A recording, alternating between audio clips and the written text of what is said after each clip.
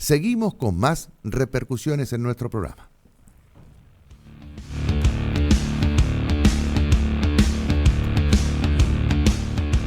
La historia continúa con Víctor González. Por Vorterix. Para hablar con el economista Gabriel Weidman de la Unión Industrial de Entre Ríos, entre otros rubros, y además es consultor en economía. Hola Gabriel, ¿cómo te va? Buen día, Víctor González de Vorterix. ¿Cómo estás? Buen día, Víctor, ¿cómo estás? Pero bien, aquí estamos. Bueno, ¿qué repercusión tuviste, tenés, o cómo te cayó en todo caso la designación de Batakis al frente de Economía? No, a ver, claramente es un perfil de lo esperable, por decirlo de alguna forma, entre los nombres que estaba, y que posiciona un poco el giro económico hacia una mirada un poco más heterodoxa hacia dentro del gobierno. Creo que las repercusiones, bueno, más allá de lo que se pueda plantear hoy en los términos financieros y lo que se está esperando ahora que sucede en unos momentos, porque Claro. ahora los financieros y el impacto que pueda llegar a tener ahí, Uh-huh. hay que ver las decisiones y cómo se conforma el gabinete de Batakis. Creo que es un perfil, por lo menos, que va a estar más orientado hacia la política interna, hacia la necesidad de mejorar un poco las condiciones sociales y que se pueda tener alguna buena repercusión, pero la preocupación que se agrega es la relación con el FMI y la inestabilidad macroeconómica que pueda llegar a lograrse a partir de llevar adelante herramientas económicas que estén en contraposición con las metas que se planteó con el FMI, los acuerdos planteados para el financiamiento de la deuda que tiene Argentina, ¿no? Uh-huh. Creo que ahí puede venir un escollo de mediano plazo. Claro. En principio pareciera que ganó la voluntad de la vicepresidenta, ¿no? Que es mantener justamente una economía heterodoxa. Sí, eso dice en alguna medida, por lo menos de los nombres que sonó, es un perfil que va a ser relativamente heterodoxo. Si uno lo posiciona, lo ubica en alguna medida en referencia a Guzmán, es un perfil mucho más heterodoxo que el de Guzmán. ¿Esto qué significa, Gabriel, básicamente? ¿Que vamos a tener más cepo, más control sobre la economía? Claro, que tiene una mirada no tan de equilibrio macroeconómico, por decirlo así, sino una mirada de gestión de políticas particulares, podría pensarse de alguna forma, que, por ejemplo, que se traduce en que podría llegar a ser más permisiva respecto al déficit fiscal, y que va a tener una mirada sobre las variables más bien de control político, como podría ser la inflación y los mercados cambiarios. Que, por ejemplo, va a tener más presencia lo que se vio en los últimos días, más control a las importaciones, más control a los tipos de cambio, un Estado mucho más intervencionista y también con la lógica inflacionaria. Es decir, permitir que haya financiamiento en pesos, emisión y un déficit fiscal, y que eso esté contrapuesto en alguna medida con mayor recaudación o con mayor emisión, y que eso puede generar alguna inestabilidad en lo que son los mercados financieros, sería la perspectiva del otro sector, ¿no? Es decir, que Entonces, lo que se preanuncia entonces es que va a haber turbulencia en lo financiero, en el mercado. y turbulencia en alguna medida ya hay en cuanto a la incertidumbre, pero se está hablando hoy a pesar de que hubo una devaluación en estas últimas semanas, de que se profundizaría hoy esa devaluación, sobre todo por la incertidumbre respecto del equipo económico, por la rapidez con la que se generaron estos cambios. Claramente va a haber por lo menos movimientos especulativos en el sentido de las personas que tengan stock, mercaderías, dólares, no van a salir a vender en este contexto, y cualquier demanda va a generar disparada de los precios, ¿no? Ya sea una demanda especulativa o una demanda genuina, por decirlo así. Entonces, claramente va a haber una situación inestable en estos días, pero en la medida de la imprevisibilidad de cómo se van a acomodar estas variables, ¿no? Ahora, es importante que una designación de estas características tenga un fuerte respaldo, por lo menos de los sectores que conforman la coalición de gobierno. Y sí, imagínate que una de las cuestiones por la que se va Guzmán es por la imposibilidad de poder llevar adelante alguna de sus propias políticas, ¿no? Claro. Es decir, estaba impulsando algunas políticas respecto de la política energética que no pudo llevar adelante en estos 6 meses por la falta de coalición y de acuerdos para dentro del gobierno.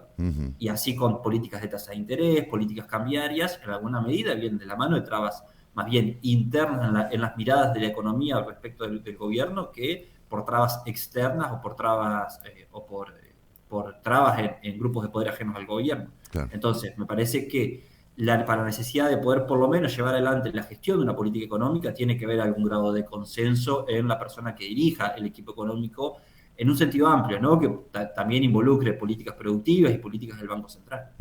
Ahora, si profundiza medidas heterodoxas, ¿esto puede entrar en contraposición con el acuerdo al que había arribado Martín Guzmán, el anterior ministro de Economía, por ejemplo, con el Fondo Monetario Internacional?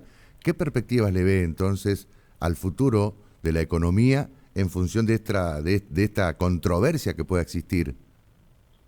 Yo creo que primero hay un análisis de corto plazo, es decir, sobrellevar la situación de corto plazo y controlar la inestabilidad que se genera por la salida del ministro, y después orientar hacia el cumplimiento de las metas con el FMI. Yo creo que podría llegar a pasar a una segunda instancia y tener una lógica más bien de renegociación del acuerdo, podría ser, por ejemplo, de si se plantea, bueno, no se puede cumplir con las metas inflacionarias por el contexto internacional desfavorable, y no se pueden cumplir algunas metas fiscales también por la imprevisibilidad también de estos acuerdos y la caída del nivel de actividad a partir de la guerra internacional. Podría haber una postura de renegociación del acuerdo o de las metas o de las consecuencias de no cumplir metas, y aún así tratar de acceder al financiamiento que propone el FMI y que no se caiga el acuerdo. Yo creo que ese puede ser una gestión del acuerdo, ¿no? Un acuerdo más político y tratar de renegociarlo.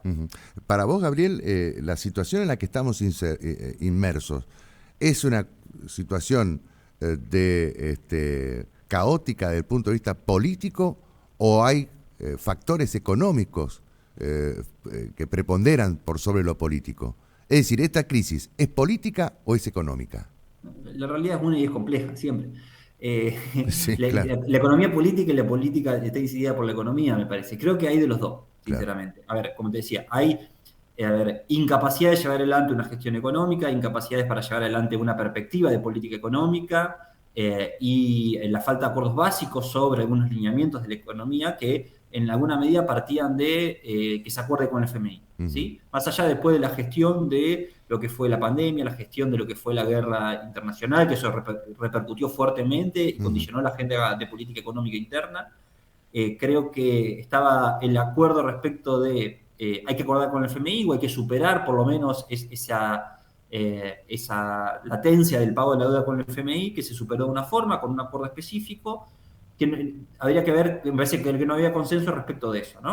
Ahí es donde empezaron muchas las tensiones, cuando se tuvo que acordar el acuerdo con el FMI en su momento, ¿no? Entonces creo que hoy un poco también se está viendo eso, de no solamente del acuerdo y la falta de consenso del acuerdo, sino de las políticas que implicaba el acuerdo para dentro de la economía. ¿Qué panorama observás de aquí en adelante?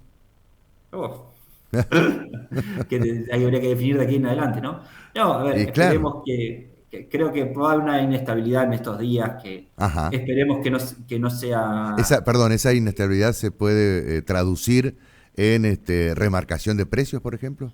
Sí, remarcación de precios, sobre todo incertidumbre respecto de precios, porque ahí, por ejemplo, cualquier persona que vende un bien importado no sabe cuál va a ser la política de importaciones de acá adelante, entonces no se van a querer desprender de cualquier bien que tenga alguna vinculación con el comercio exterior, ¿no? Entonces, uno que va a ver inmediatamente que un corralón no va a querer vender, que algún otro insumo importado va a decir, bueno, esperemos unos días para ver cómo se acomodan las cosas. Eso vamos a tener que esperar, bueno, una definición respecto de la política respecto de importaciones, que probablemente sea dura, entonces eso va a generar presión sobre no solamente el tipo de cambio, sino también sobre los precios internos en un nivel general, y eso uno lo va a ver rápidamente traducido en inestabilidad del tipo de cambio, una devaluación un poco más desacelerada de los dólares paralelos, y presiones inflacionarias también, que esperemos que sean de corto plazo y eso pueda sobrellevarse en el mediano plazo, acomodar un poco estas dimensiones macroeconómicas a partir de algunas políticas que puede implementar la nueva ministra. Esperemos de acá a fin de año reorientar un poco esa situación económica.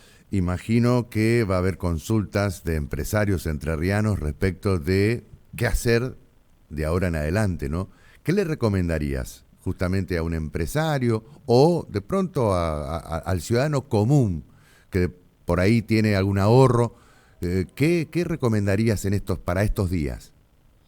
No, siempre es difícil porque justo estos días son los días de mucha volatilidad y incertidumbre. Uno no sabe si, por ejemplo, si uno dice, bueno, quiero cubrirme de este efecto, no sabe si uno está comprando barato o comprando caro, por decirlo de alguna forma, ¿no? porque también cuando hay esta incertidumbre salen precios disparatados y no sabes si son precios baratos para adelante o son precios caros para hoy. Claro. Me parece que depende del momento que uno se posicione, sobre todo en un pequeño ristas, si uno puede cubrirse de la inflación y la devaluación, siempre lo más importante. Si hay un gasto que hacer en alguna construcción, comprar algún bien durable, creo que es un buen momento, porque muchos de estos bienes vinculados con el comercio exterior venían relativamente atrasados en los últimos años, por lo menos. Claro. Los bienes con altos componentes importados no aumentaron tanto sus precios, y los que aumentaron más bien fueron o alimentos o bienes internos, ¿no? Entonces, esa podría ser una buena estrategia, adelantar gastos, o bien cubrirse con alguna pequeña inversión que esté vinculado con la inflación o con el tipo de cambio. Bueno, vamos a ver qué nos depara el destino económico en los próximos días. ¿Pensás, es la última pregunta, pensás que van a implementar un programa económico o van a continuar con medidas económicas, que es diferente, ¿no?, a tener un plan económico? Y yo creo que hay una lógica más bien de medidas, sobre todo por la urgencia de los problemas, me refiero. Digo, la idea de un plan económico requiere un tiempo para formularlo y un tiempo para aplicarlo, y con consecuencias de mediano plazo por lo menos, y estamos hablando en un contexto de que de acá a un año tenemos elecciones. Claro. Entonces, creo que va a estar marcado por esa agenda, la agenda de las elecciones del año que viene, que va a repercutir más bien en medidas económicas para sobrellevar las tensiones que se acumulan y las tensiones que generan las tensiones que se acumulan de acá al próximo año, que son las que ya conocemos siempre, ¿no? Que es la tensión cambiaria, la tensión externa que tiene Argentina y el debate por el acceso a los dólares y la gestión de la inflación. ¿Puede haber alguna disparada del dólar oficial, por ejemplo? No, del dólar oficial sería raro que haya una disparada, porque eso está bastante controlado, por decirlo de alguna forma.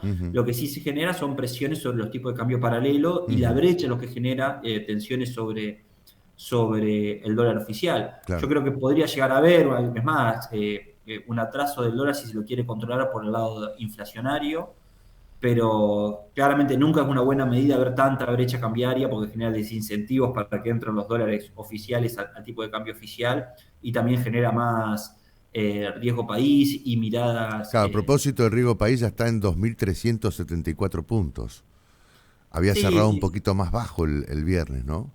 Sí, pero esas cosas, a ver, no creo que no son sensibles en el día a día, en este claro. contexto. Sí, se entiende. En los últimos años, cuando tuvimos riesgo país bajo, era a costa de un modelo económico que le costó mucho sacrificio al país, y es lo que nos llevó a hoy también, Claro, ¿no? claro. Entonces creo que hay variables mucho más generales que están incidiendo en el riesgo país, que no son solamente la situación actual.